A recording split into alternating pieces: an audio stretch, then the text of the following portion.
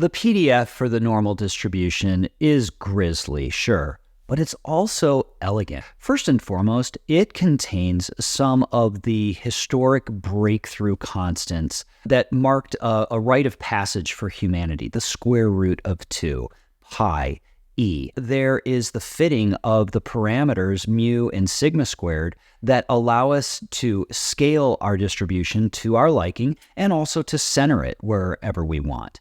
The discovery of this epic PDF is certainly one of the most heroic triumphs in human inquiry. The bell curve is by no means the only probability distribution. You've met others, such as the uniform or the exponential.